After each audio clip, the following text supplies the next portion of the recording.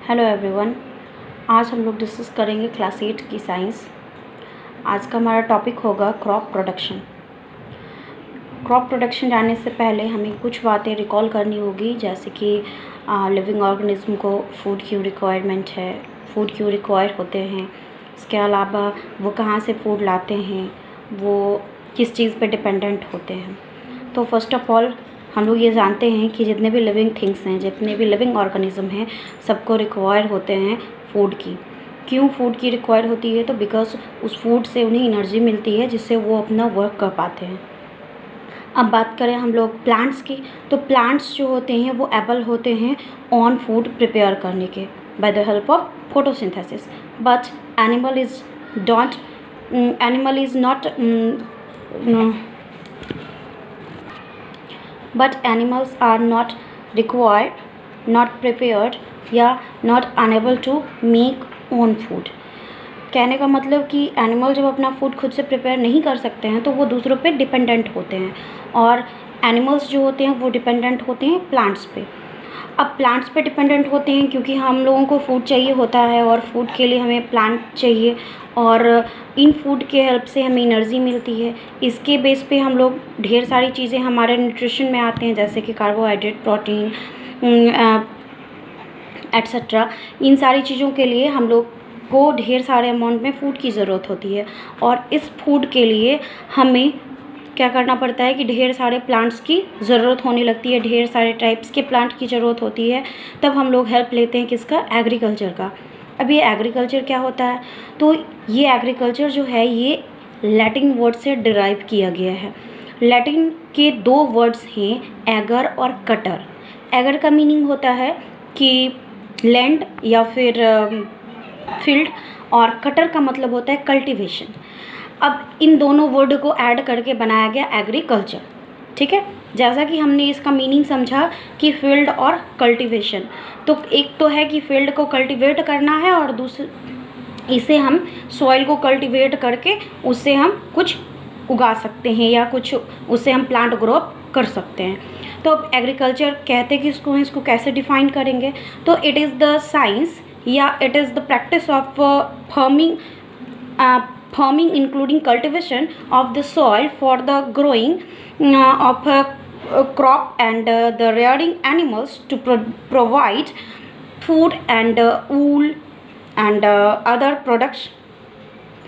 मतलब कि एग्रीकल्चर में वो सारे चीज़ इंक्लूड होते हैं जो हमारे फूड से रिलेटेड होते हैं। जस्ट लाइक कि हम लोग जो खाते हैं वो सब हम लोग एग्रीकल्चर के थ्रू लाते हैं, उगाते हैं, ग्रो अप करते हैं, और ढेर सारे एनिमल्स को हम लोग रेयरिंग करते हैं, पालते हैं, जिसको हम लोग पशुपालन बोलते हैं। ये पशुपालन करके फिर हम लोग क्या करते हैं, उससे जो भी हमारे फूड मटेरियल्स मिलते हैं उसका हम लोग यूज़ करते हैं, और जिससे हमें एनर्जी मिलती है। अब बात करें कि क्रॉप किसको कहते हैं, तो crop one a plant of the same kind are grown and cultivated are same place on the large scale।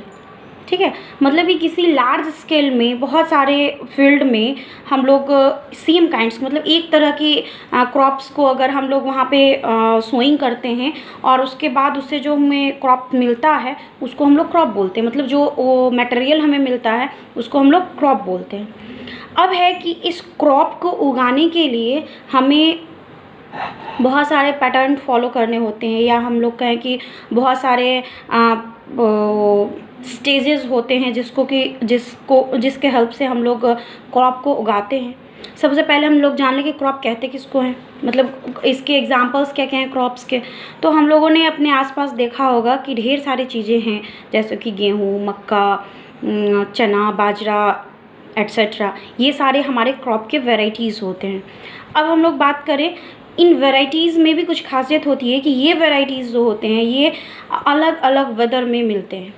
ठीक है, जिसके लिए हम लोग जो है क्रॉपिंग पैटर्न को फॉलो करते हैं। अब क्रॉपिंग पैटर्न क्या होता है और क्यों फॉलो करते हैं? हम लोग जानते हैं कि ऑल ओवर इंडियाज़ में ढेर सारे तरह के क्लाइमेट्स होते हैं। हम लोगों ने पिछले क्लासेस में पढ़ा भी होगा कि हमारे जो वेदर होते हैं ये टाइम टू टाइम चेंज होते रहते हैं। आपने देखा होगा, अभी हाल फिलहाल की बात करें कि कभी बारिश होती है तो कभी बहुत तेज़ हवाएं चलती हैं, कभी बहुत ज़्यादा सूखा हो जाता है। तो इस तरह के वेदर कंडीशंस होते हैं जिसमें कि क्रॉप, हर तरह के क्रॉप को उगाना पॉसिबल नहीं होता है। इसके लिए हम लोग क्या करते हैं कि क्रॉप के पैटर्न को फॉलो करते हैं। मेनली हम लोग 2 तरह के क्रॉप के पैटर्न को फॉलो करते हैं।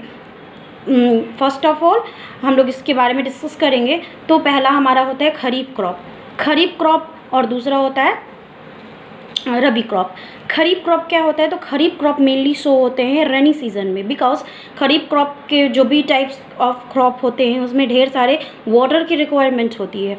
अब इस वाटर को रिक्वायरमेंट के फुलफ़िल करने के लिए हम लोग क्या करते हैं कि रेनी सीजन में ही इसको उगाते हैं। बिकॉज अगर हम रेनी सीजन में इस क्रॉप को नहीं उगाते हैं तो हमें ढेर सारे वाटर उसमें डालने होंगे, अपने फील्ड में, अपने लैंड में ढेर सारे वाटर को प्रोवाइड करने होंगे, जो कि फार्मर इतने एबल नहीं होते हैं वाटर को प्रोवाइड करने के लिए। इस वजह से हम लोगों ने इसको ऐसा पैटर्न ही बना लिया कि रेनी सीजन में ही ऐसे क्रॉप को उगाएंगे। इसका ड्यूरेशन क्या होता है? तो इसका ड्यूरेशन होता है हमारा जून टू सितंबर। ठीक है, अब एग्जाम्पल ले लें हम लोग खरीफ क्रॉप के। तो खरीफ क्रॉप के एग्जाम्पल हमारे हो गए पैडी और सोयाबीन एट्सेट्रा। अब बात करें हम लोग रबी क्रॉप की। तो रबी क्रॉप जो होते हैं ये मेनली सोन होते हैं विंटर के सीज़न में। ठीक है, इनके लिए बहुत ज़्यादा वाटर की रिक्वायरमेंट नहीं होती है, लेकिन इसमें जो सॉइल होते हैं उनमें नमी होनी चाहिए। ठीक है, इसके लिए इसको हम लोग विंटर के सीज़न में रखते हैं। आप पूछ सकते हैं विंटर के सीज़न में क्यों? तो क्योंकि विंटर में हम लोग देखते हैं फॉग होते हैं। फॉग की वजह से हमारे सॉइल जो होते हैं उसमें मॉइस्चर होता है, और जिस मॉइस्चर की वजह से हमारे क्रॉप इजीली डेवलप हो जाते हैं, या कहें कि बेस्ट क्रॉप होते हैं। ठीक है, इनके ड्यूरेशन क्या होते हैं? तो इनके ड्यूरेशन हमारे होते हैं अक्टूबर टू मार्च।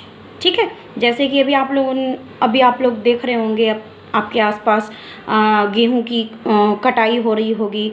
गेहूं को कटाई करके उसको सुखा के स्टोर किया जा रहा होगा, या आपके घर में भी हो रहा होगा। तो इन सारी चीज़ों को हम लोग देख रहे हैं, और उसके बाद इसको हम लोग पढ़ के और बेटर ढंग से समझ रहे हैं या समझ सकते हैं। अब बात करें हम इसके एग्जाम्पल की, तो इसके एग्जाम्पल में हम लोग ले लेंगे गेहूँ, चना, मस्टर्ड एट्सेट्रा। अब हम लोग बात करें कि ये जो हम लोग क्रॉप का प्रोडक्शन कर रहे हैं, इस प्रोडक्शन के लिए क्या क्या करने होते हैं, हमें कौन कौन से स्टेप्स लेने होते हैं, या फिर हम बात करें कि इसके क्या क्या स्टेप्स हैं जिसको फॉलो करने के बाद हमारे क्रॉप प्रोडक्शन हो पाएंगे बेटर ढंग से। तो इसके लिए कुछ स्टेप्स हैं हमें जिसको कि फॉलो करना होता है, हर किसी को फॉलो करना होता है। आफ्टर डेट हम बेटर क्रॉप प्रोडक्शन कर पाते हैं ना। इसमें हम लोग 5, 6, 7 स्टेप लेते हैं। जैसे कि फर्स्ट स्टेप हमारा होता है प्रिपरेशन ऑफ सॉइल, उसके next step sowing, next step adding manure and fertilizers, next step हमारा होता है इरिगेशन का। इसके बाद होते हैं हमें क्रॉप प्रोटेक्शन फ्रॉम वीडिंग्स, इसके बाद होता है हार्वेस्टिंग, और हमारा फाइनल स्टेप होता है स्टोरेज। ठीक है, ये 5-6 स्टेप्स को फॉलो करके हम लोग क्या करते हैं कि अपने क्रॉप का बेटर प्रोटेक्शन कर पाते हैं, बेटर प्रोडक्शन कर पाते हैं। बहुत ऐसे भी होते हैं जो बहुत लार्ज स्केल पे इसको प्रोडक्ट करते हैं, क्रॉप प्रोडक्शन करते हैं, और फिर वही जहाँ जो दूर देश इलाका है जहाँ पे अवेलेबल नहीं है वहाँ पे हम लोग उस चीज़ को पहुँचाते हैं by the help of FCA etcetera. अब हम लोग बात करें इस पैटर्न की कि इस पैटर्न को फॉलो करने के लिए और क्या क्या सुविधाएं हमें चाहिए ताकि हम उस चीज़ को कर पाएँ। तो सबसे पहले हम लोग बात करेंगे प्रिपरेशन ऑफ सॉइल की। क्यों ज़रूरी है प्रिपरेशन ऑफ सॉइल? होता क्या है कि जब हम लोग एक क्रॉप को हटाते हैं फील्ड से, मतलब हार्वेस्टिंग करते हैं, उसके बाद हमारे सॉइल जो होते हैं उसमें न्यूट्रिशन की कुछ कमी हो जाती है, हमारे सॉइल थोड़ा बंजर टाइप हो जाते हैं, बहुत सूखे हो जाते हैं। इसके लिए हमें क्या करना पड़ता है कि इसको टिलिंग करना पड़ता है, और टिलिंग करके जस्ट लाइक हम कह सकते हैं कि लूजन करते हैं, अपने सॉइल को लूजिन करते हैं, मतलब क्या उसको ढीला करते हैं। ढीला क्यों करते हैं? ढीला इसलिए करते हैं कि उनमें जो है कुछ गैप आ जाएं सॉइल के बीच में, जिससे कि इजीली एयर जा सके। ठीक है, इसके क्या फ़ायदे हैं? इसके 2-3 फ़ायदे हैं। सबसे पहला फ़ायदा क्या है कि हमारे सॉइल में, हम लोग जानते हैं कि हमारे सॉइल में जो है अर्थवॉर्म्स होते हैं, माइक्रोब्स होते हैं, तो ये सारे जो हैं ये ईजीली ब्रीदिंग कर पाएँ, और अगर ये अच्छे से ग्रो अप होंगे तो हमारे सॉइल की फर्टिलिटी बढ़ेगी। ठीक है। दूसरा फ़ायदा क्या होता है कि हमारे लूजन सॉइल होते हैं उसमें जब हम लोग सोइंग करते हैं तो हमारे सीड्स जो होते हैं इजीली अंदर जा पाते हैं और इजीली ग्रो अप हो पाते हैं। उसकी जो रूट्स होती हैं, सीड्स से जो रूट्स निकलते हैं, वो रूट्स हमारे क्या होते हैं कि प्रॉपर डिस्टेंस पे सॉइल के नीचे जा सकते हैं ताकि हमें कोई नुकसान ना हो और हमारा प्लांट जो है वो ईज़िली ग्रो अप हो सके। ठीक है। इसको करने के लिए हम लोग देखते होंगे कि ये प्लगिंग करते हैं, टिलिंग करते हैं। आजकल आप लोग देखते होंगे कि प्लगिंग और टिलिंग दो तरह से होता है। एक हम लोग पुराने जो हमारा चलते आ रहा है वो तरीका अपनाते हैं। दूसरा तरीका है कि ढेर सारे इंस्ट्रूमेंट्स आ गए हैं जो हम लोग देखते होंगे ट्रैक्टर से करते हैं, पीछे में प्लगिंग लगा हुआ रहता है, उसके हेल्प से हम लोग इस चीज़ को फुलफ़िल करते हैं। नेक्स्ट स्टेप हमारा होता है सोइंग का, जो बहुत ही इंपॉर्टेंट स्टेप होता है। सोइंग से पहले हमें कुछ बातों का बड़ा ध्यान रखना पड़ता है, बहुत सतर्कता से, बहुत अवेयर होकर हमको ये चीज़ करना होता है। इसमें सबसे पहली बात क्या होती है कि हमें सीड्स की क्वालिटी को चेकआउट करना होता है कि हमारी जो सीड्स की क्वालिटी है वो बेटर हैं कि नहीं है, क्योंकि सीड्स की क्वालिटी अगर बेटर नहीं होगी तो हमारा क्रॉप का प्रोडक्शन बेटर नहीं हो पाएगा, जिससे हमें लॉसेस होंगे, हमारे फार्मर्स को लॉसेस होते हैं। इस वजह से हम लोग क्या करते हैं कि सीड्स की क्वालिटी को पहले चेकआउट करते हैं। चेक करने का ढेर सारा तरीका हो सकता है। हम लोग पहले छोटे से एरियाज़ में उसको लगा के चेकआउट कर सकते हैं, या फिर कोई आजकल तो बहुत सारे ब्रांड्स हैं, ब्रांड्स पे भी हम लोग कर सकते हैं अगर कोई बेटर ब्रांड हो तो। अदरवाइज़ हम लोग वही चेक करते हैं कि हम छोटे से एरियाज़ में हम थोड़ा सा उसको बो के देखते हैं, अगर वो बेटर हो पाता है आफ्टर दैट हम लोग वो करते हैं। सोइंग करने के लिए भी 2-3 चीज़ों का और फॉलो अप करना होता है, जैसे कि प्रॉपर डिस्टेंस पे हम लोग सीड्स को डालें। इसके अलावा हम लोग एक तो हम लोग खुद से ही बोते हैं, इसमें कुछ लॉसेस हो जाते हैं, जैसे कि जब हम लोग ऐसे ही बोते हैं तो एक जगह पे 2-4 सीड्स आ जाते हैं, जिससे कि एक ही जगह पे 2-3 प्लांट ग्रो अप हो जाते हैं, जिससे कि हमारे प्लांट्स को नुकसान होता है। इसके लिए आजकल हम लोग एक क्या बोले उसको तरकीब अपनाए हैं, एक इंस्ट्रूमेंट अपनाए हैं, जिस इंस्ट्रूमेंट के हेल्प से हम लोग क्या करते हैं कि बोते हैं, सोइंग करते हैं। इसमें क्या होता है कि हमें ज़्यादा सोचने की ज़रूरत नहीं होती है, ना ही हमें करने की ज़रूरत होती है। हमारा जो इंस्ट्रूमेंट है वो खुद से बो देता है, वो खुद से सोइंग करता है और प्रॉपर डिस्टेंस पे और प्रॉपर गहराई में जाके विड्थ का भी ध्यान रखता है और डिस्टेंस का भी ध्यान रखते हुए वो बोता है।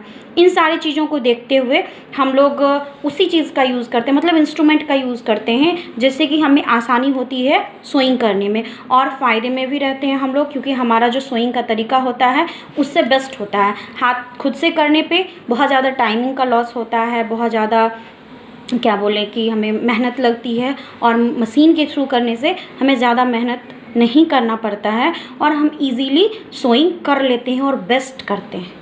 ठीक है। अगर हमारा सोइंग बेस्ट होगा तो इन फ्यूचर हमारा क्रॉप प्रोडक्शन भी बेहतर होगा। चलिए आज के लिए यहीं तक।